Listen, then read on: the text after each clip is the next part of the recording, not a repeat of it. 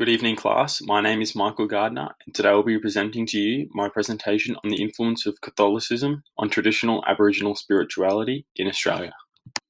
According to a 2013 journal article exploring Indigenous worldviews by author Letitia Funston, Aboriginal and Torres Strait Islander culture has been in place for over 60,000 years in Australia and is the oldest surviving culture in the world. Before colonisation, there were between 200 and 250 Aboriginal languages spoken throughout the continent of Australia. In other words, the Aborigines did not speak the same or one language. It has also been estimated that there were as many as 600 languages spoken at the time of colonisation. Indigenous Australians are not classified by any singular culture, since there were many hundreds of different groups that covered the Australian continent. Each of these groups were settled amongst different environments, kinship systems, dreamtime stories, and spiritual beliefs. Furthermore, in contrast to the Western worldview, which is characterized by hierarchy and individualism, the Aboriginal worldview is characterized by collectivism and polytheism rather than monotheism. James Sire said in his book, The Universe Next Door, that polytheism was widely practiced in the first half of the pre-modern period, but waned in influence following the rapid spread of Christianity. This relates to the Indigenous beliefs that have been suppressed since the early Christian missionaries. Other key beliefs of the Aboriginal people is the belief in animism and totems. Spoken from a traditional Aboriginal perspective, this presentation aims to examine traditional Aboriginal spirituality, the Catholic Church's influence on Aboriginal spirituality, enculturation, and the traditional worldview of Aboriginal and Torres Strait Islander people. In regard to the Aboriginal faith, there is no particular religion that the Indigenous follow, while they do revere many beings depicted as animals, plants, or other natural features. For them, their tribes and communities are aligned not just to the land they inhabit, but also groups of stars, specific plants and animals, and even specific rocks and geographical places. Their revered beings tend to fall into three categories: creation beings, totemic beings, and ancestral beings.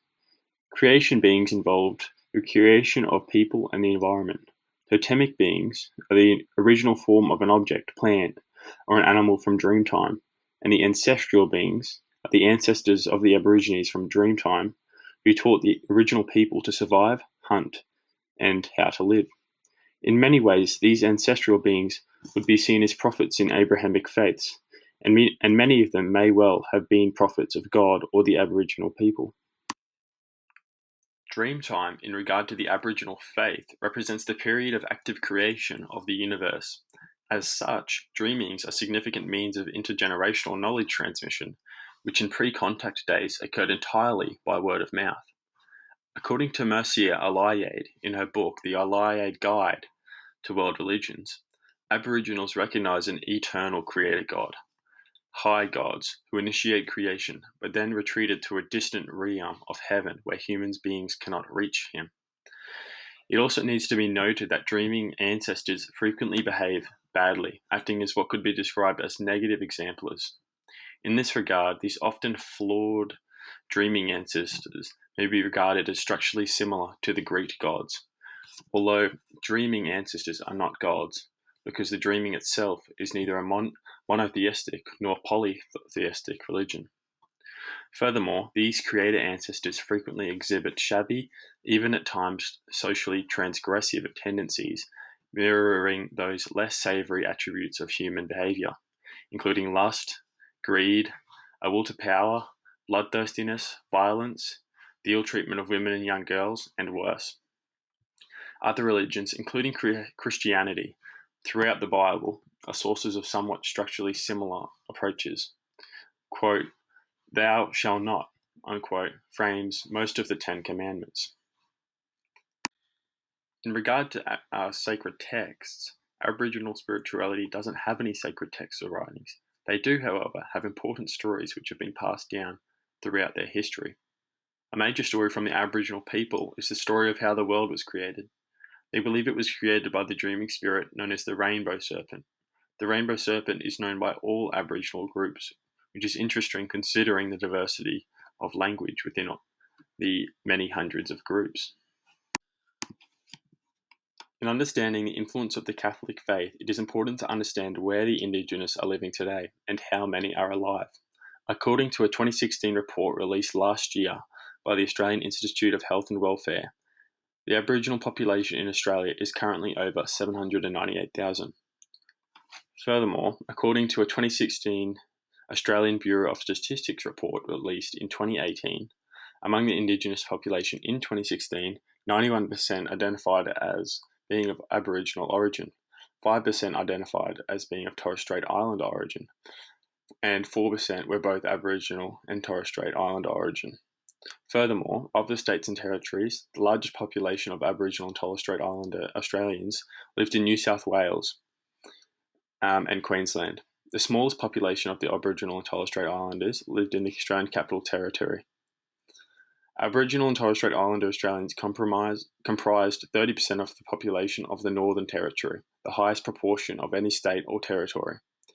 The image on the right shows the high density of Indigenous people that have now migrated to the East Coast and the significant amount that still remain in the Northern Territory. When early Christian missionaries introduced the Bible to Aboriginal people, the elders recognised many similarities between the Old Testament stories and traditional stories, laws, and the teachings of God or a creator spirit. They believed and had faith in their ancestor spirit and relied on him for all of their needs. He was their protector, provider, carer, and saviour. His name was honoured. Traditional culture uses stories to teach about sharing, caring for each other and the land, and providing moral guidance. The stories throughout the Bible serve the exact purpose as they place God's teachings into our own cultural context. It must be noted that the early missionaries failed. The missionaries' failure is perceived on three key factors which were present in settler society within the very few years of white settlement.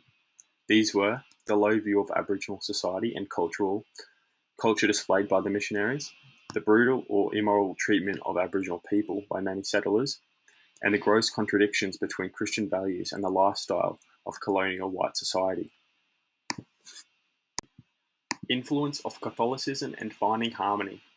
Contemporary society places very little importance on spirituality. The pace of life littered with technology, responsibilities, appointments, and the stresses of providing for the family leaves means that most precious commodity is time. Mainstream Western society has objectively lost most remnants of spirituality. The move away of spirituality has unfortunately seen negative connotations on Aboriginal and Torres Strait Islander people, as they have been forced to integrate into the white way of life. Traditional rituals, language, and spirituality have been suppressed, lost, or ignored. Pope John Paul II visited Australia in 1986, and in finding harmony, he addressed the Aboriginal and Torres Strait Islander people, and this was pivotal in the journey of Indigenous Catholics. It sparked a reconnaissance of Aboriginal and Islander ministries. I will now be answering size 7 questions from a traditional Aboriginal worldview. The first question is, what is the prime reality, the really real? The answer to this from an Aboriginal perspective is the Creator and the deities are the prime reality. Furthermore, the prime reality could be perceived as the experience of ancestral spirits, personal spirit, animal spirits, deceased spirits, and the evil spirits. Question 2 is, what is the nature of external reality, that is, the world around us? The nature of external reality is perceived as ngura, which in Aboriginal language means the connection to place and land. Furthermore, all objects are seen as living and share the same soul or spirit that Aboriginals share. Their whole religion revolves around the earth as they believe the earth to be the mother of all things. The third question is, what is a human being? And from an Aboriginal perspective, they would simply answer this question as a human being is a spiritual being. Question 4 is, what happens to a person after death? And in regard to Aboriginal culture, a person's soul is believed to continue on after their physical form has moved on through death. Aboriginals believe that after the death of a person, their spirit returns to the dreamtime form, where they are reborn as a person, an animal, a plant, or a rock. Most communities accept that after death there is still a ghost or a soul that persists and the need to send this soul back to its ancestral dreaming site, or to the island of the dead from where the soul ascends to the sky world. This is not too dissimilar to Abrahamic concepts of the passage of the soul to heaven or hell. Sai's fifth question is, why is it possible to know anything at all? And in Aboriginal language, the word Jukurtpa means the spirituality and knowledge of creation or dreaming, which in context, dreaming gives the people the knowledge to know anything at all. The sixth question is, how do we know what is right and wrong? Now, dreaming narratives act as vehicles for identifying both appropriate and inappropriate human behavior. In practice, that means illicit or forbidden activities, base deeds, and other forms of destructive human conduct are identified, condemned, and prescribed as existing outside of the boundaries of Indigenous law. There were punishments if these laws were broken. Indigenous culture has for thousands of years provided rules for family, marriage, social organisation, looking after land and sacred sites, and rules for ceremonies and rituals. The what is right and wrong is also taught through stories, music, art, dance, and other ceremonies. Sai's last question, question number 7, is, what is the meaning of human history? And simply put, it is to connect with the land and the Creator. It's important in terms of history to understand what this would mean from an Aboriginal perspective. And while the period of creation in Genesis is understood to have occurred in the past, dreaming is conceptualized as an eternal and continuous process involving the maintenance of life forces embodied or symbolized as people, spirits, other natural species, or natural phenomena such as rocks, waterholes, or constellations. Thanks for listening to my presentation on the influence of Catholicism on traditional Aboriginal spirituality. These are the references that I've used for this presentation, and please feel free to leave any thoughts or comments below. Thank you.